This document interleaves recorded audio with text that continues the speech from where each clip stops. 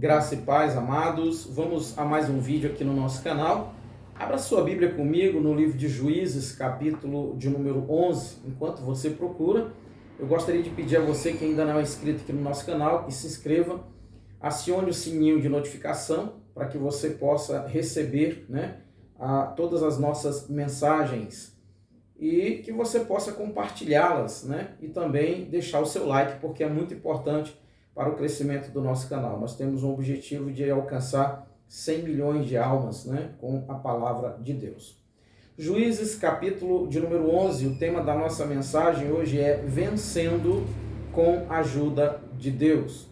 Irmãos, para Deus mudar a história de alguém, independe de quem seja esta pessoa e de onde vêm as suas raízes. Eu quero refletir com você acerca deste homem chamado Jefité. Juízes capítulo 11, a partir do versículo 1, que diz assim: Jefité, da região de Gileade, era um soldado valente. O seu pai se chamava Gileade e a sua mãe era uma prostituta. Versículo 2. A esposa de Gileade também teve filhos. Quando cresceram, eles expulsaram Jefité, dizendo: você não vai herdar nada do nosso pai, porque é filho de uma outra mulher. Queridos, olhando para a história deste homem, nós vamos ver de onde vêm as raízes de Jefité. Certamente Jefité deve ter tido uma infância muito difícil, A Bíblia diz que a mãe dele era prostituta.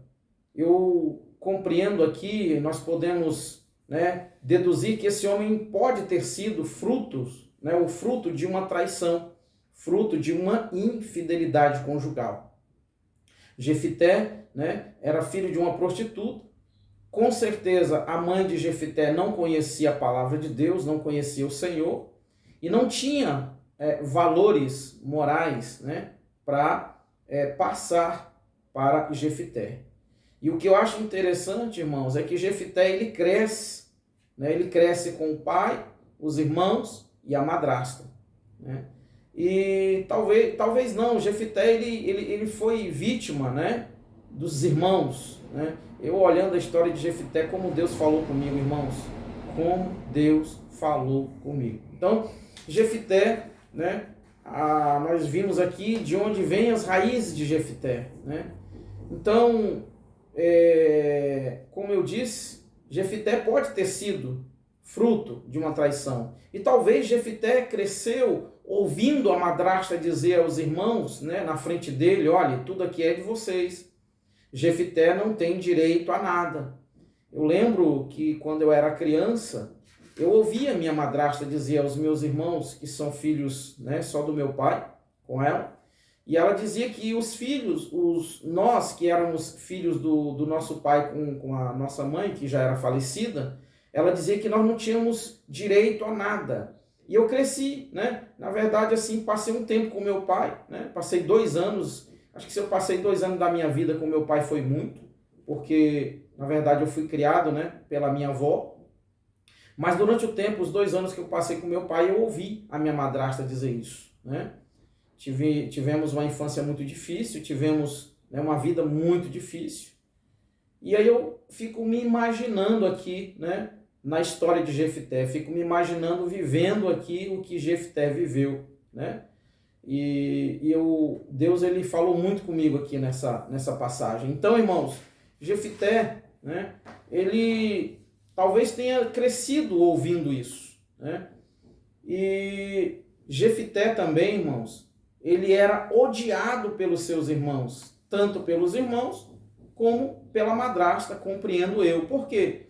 Porque ela não fez nenhum esforço para que os seus filhos não expulsassem Jefité de casa, Então ele foi expulso de casa.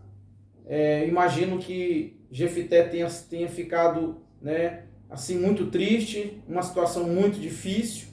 A Bíblia diz que ele era um soldado, então ele já era um soldado. Eu compreendo assim que ele era o mais velho entre os irmãos, Só que os irmãos cresceram, e quando os irmãos cresceram, tiveram força e disseram: agora está na hora de nós mandarmos Jefité embora de casa. Que situação difícil, irmãos. Jefité teve que viver na terra de Tobi, né? Numa terra distante. Juízes 11:3. A Bíblia diz que Jefité ele se junta com homens ordinários, né? Homens que não tinham o que fazer. Jefité, irmãos, além de ter que viver naquela terra distante, Jefité estava sem nenhuma perspectiva de vida. Jefité não tinha o que fazer e a Bíblia diz que eles andavam juntos, né? Para cima e para baixo, talvez ociosamente, sem ter nada o que fazer. Eu nunca me esqueço, e não tem como esquecer, da fase em que eu vivi, né? 2 anos e meio que não tinha onde morar e eu vivia viajando. Eu vivia viajando, viajei o Brasil inteiro. Claro que diferente de Jefité, eu não estava vivendo ociosamente, eu estava fazendo da obra do Senhor, né? O meu refúgio, né? Eu fiz da obra do Senhor, né? A minha força, né? Para que eu pudesse então não sucumbir, né? Então Jefité ele viveu na terra de Tobi junto com esses homens e ele não tinha perspectiva nenhuma, né? Jefité não tinha mais esperança, tinha perdido o lar, tinha perdido, né, os irmãos, o pai não fez nada para ajudá-lo, a madrasta também não, né? E agora Jefité estava vivendo ali uma situação difícil. Eu quero dizer para você, eu não sei qual o problema que você tem enfrentado, eu não sei qual a luta que você tem passado, mas saiba de uma coisa, o nosso Deus ele é capaz de transformar histórias que aos nossos olhos seria impossível, né? Deus ele é capaz de restaurar, assim como ele restaurou, né, a história de Jefité. Jefité, irmãos, ele foi vítima do egoísmo dos seus irmãos. Quando os irmãos dele expulsaram ele de casa, expulsaram dizendo, olha, você não vai herdar nada do que é do nosso pai. Porque você não é, né, em outras palavras, você não é filho da nossa mãe. Né? Você não é nosso irmão, né, legítimo, você é nosso meio-irmão apenas. Né? Então Jefité ele foi vítima do egoísmo. E hoje, quantas pessoas têm sido vítima do egoísmo? Quantas pessoas hoje têm sido vítima, né, desta praga chamada egoísmo? Pessoas que lutam pelo poder, né? Pessoas que perseguem os outros por conta do poder, pessoas que difamam os outros sem ao menos se preocupar, né, com as consequências que isso vão trazer para a vida de quem é difamado, né? Pessoas que não estão nem aí para ninguém, irmãos. Pessoas egoístas, nós vivemos em um mundo cheio de egoísmo, né? Eu confesso aos irmãos que eu tenho vivido como Paulo, né? Paulo disse o que eu queria era estar com Cristo, que é bem melhor. Ontem, no almoço que promovemos na igreja, na ceia, teve uma irmã que ela pela primeira vez participou conosco e ela contou que ela teve um sonho. E nesse sonho eu tinha pouco tempo para viver na terra e que eu precisava fazer a obra do Senhor mais rápido, eu precisava me apressar para fazer algumas coisas porque eu tinha pouco tempo aqui na terra. E aí eu lembrei daquele sonho que eu tive dos 490 dias. Mas, irmãos, nós vivemos num tempo tão difícil, irmãos, em que as pessoas são egoístas, as pessoas são ingratas, né? As pessoas não reconhecem o que é feito por elas, né? As pessoas, elas não sabem ser gratas ao Senhor, né, por aquilo que o Senhor faz, né, e nem ao menos elas conseguem, né, retribuir a Deus, né, no sentido de fazer a obra do Senhor, no sentido de pregar o Evangelho, no sentido de, né, fazer algo para o Senhor. Irmãos, Deus é tão bom, irmãos, Deus é tão maravilhoso. Eu fico olhando para a minha vida, se não fosse Deus, o que seria de mim? Se eu tivesse que depender da minha família física, né, da minha família biológica, né, se eu tivesse que depender... Irmãos, eu fico pensando, olha como Deus é bom comigo, como Deus é maravilhoso. E eu sou tão grato a Deus por tudo que o Senhor tem feito, né, pela minha vida. Eu sou muito grato a Deus. Mas eu tenho vivido assim, irmãos, como Paulo, né? Aquela canção que nós gravamos, Morar na Glória, que tem aqui no nosso canal, você pode, inclusive, né, estar vendo essa canção, né, que diz... Eu quero morar com Jesus na glória e das suas mãos quero receber a minha vitória, né? E aí fala sobre né, o tempo que nós estamos vivendo, a apostasia, a falta de amor, né, a disputa de ministérios por membros, a disputa de membros em ministérios por cargos, tudo isso, irmãos, nos deixa assim muito triste, nós que lutamos para ir para o céu, né, e nós sabemos que não é fácil, né, não é impossível, porém, né, nós precisamos nos manter firmes na presença do Senhor, né? Irmãos, Jefité, ele viu de perto a falsidade dos irmãos. Juízes capítulo 11, do versículo 4 ao versículo 8, quando os irmãos dele vão buscá-lo ali na terra de Tobi, e eles vão buscá-lo porque o rei, né, de Moabe se levanta contra Gileade. E aí quem eles pensam? Jefité. E aí eles buscam Jefité por interesse, não porque eles amavam Jefité, não porque eles quisessem se reconciliar com Jefité, não porque eles quisessem reparar o mal que eles haviam feito a Jefité, não. Eles foram buscar Jefité porque eles sabiam que ele era um soldado valente e que ele tinha condições de guerrear e de defendê-los diante do rei de Moabe, enquanto eles não tinham essa habilidade. Irmãos, lembram que eu disse que a história de Jefté, né, a infância dele deve ter sido difícil? Pois é. Os momentos difíceis, irmãos, eles nos forjam. Os momentos difíceis, eles nos ajudam a crescer, a amadurecer, né? Jefté vivendo, sendo humilhado pela madrasta, pelos irmãos, né? Jefté, ele se tornou um soldado valente, cheio de habilidade, né? E eles viram em Jefté, né, a oportunidade de usá-lo, né, em prol deles, para que Jefté, né, o defendesse. Então, irmãos, Jefté, ele viu de perto a falsidade dos irmãos quando foram buscá-lo, né? Mas, irmãos, nós precisamos saber aproveitar as oportunidades, sobretudo as oportunidades que Deus nos dá. E devemos aprender isso com Jefté. Por quê? Porque quando eles chegaram, né, Jefté falou assim: mas vocês me odeiam ao ponto de me expulsar da casa do meu pai? Então, já que vocês querem me levar de volta, e se eu voltar para lutar contra os moabitas, eu volto, mas eu serei o governador de vocês. Irmãos, quantas pessoas têm recebido de Deus oportunidades e elas têm rejeitado, elas têm jogado fora. Quantas pessoas têm recebido de Deus uma chance para viver um amor em favor do próximo? Quantas pessoas têm recebido de Deus uma chance para fazer a obra, uma chance, né, para ser um instrumento nas mãos do Senhor, uma oportunidade para fazer algo em prol do reino, em prol da obra do Senhor, e essas pessoas têm virado as costas para Deus. Essas pessoas têm sido egoístas, ingratas, elas não têm reconhecido aquilo que Deus tem feito por elas, e elas não aproveitam as oportunidades e muitas vezes, né, abandonam, viram as costas para o Senhor, passam situações difíceis, né, e elas, ao invés de reconhecer a ingratidão, ao invés de reconhecer que estão colhendo frutos da sua ingratidão com Deus, elas ainda querem culpar Deus. Não, Deus é culpado. Por que eu estou passando por isso, né? Então, no livro de Jó diz que nós devemos nos queixar, né, de nós mesmos, das nossas escolhas, né, das nossas decisões erradas. Então nós não podemos, irmãos, culpar a Deus em nada. Nós temos que ser gratos ao Senhor, né? E quantas pessoas têm jogado fora as oportunidades que Deus tem dado. Eu ouvi há uns dias atrás a história uma história, né? Ela não é bíblica, é apenas uma mensagem para reflexão. O cavalo e a borboleta, né?